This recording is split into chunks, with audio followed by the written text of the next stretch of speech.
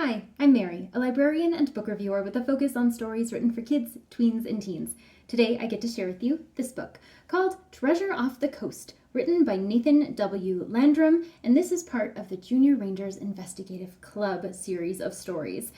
In this story, Lucy Benitez's mom is in the National Park of Dry Tortugas, and she has a lot of studying to do. A lot of research is going on. She is an archaeologist, and they are investigating some wreckage off the coast of the Florida Keys.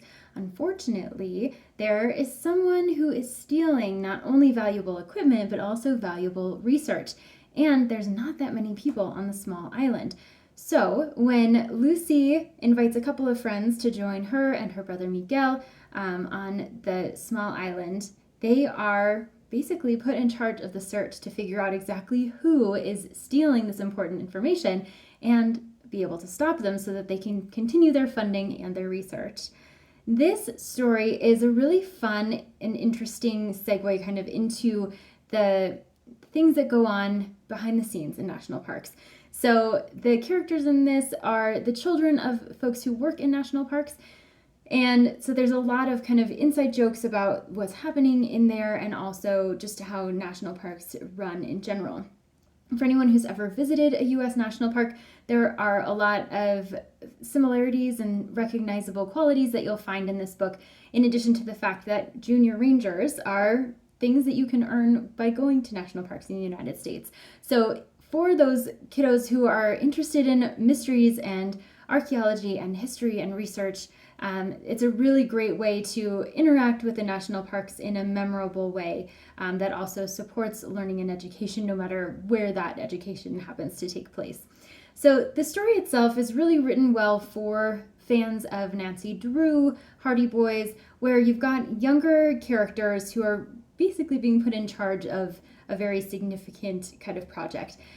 There is obviously going to be some conflict with the person who is the culprit, and then also just learning along the way. So there's a lot in here that incorporates the history of Dry Tortugas, and so anyone who's unfamiliar with that area is going to learn a little bit, even just from the narrative itself. The story alternates perspectives through a couple of the different characters. Everything's in the third person, so you kind of always have an idea of what is going on, even when there is more of a focus in that chapter. And it is really well suited to older or more confident middle grade readers, especially because the font is rather small and close together, so there's not a huge amount of white space, although the chapters are short and there is occasional illustrations to kind of break up the text a little bit.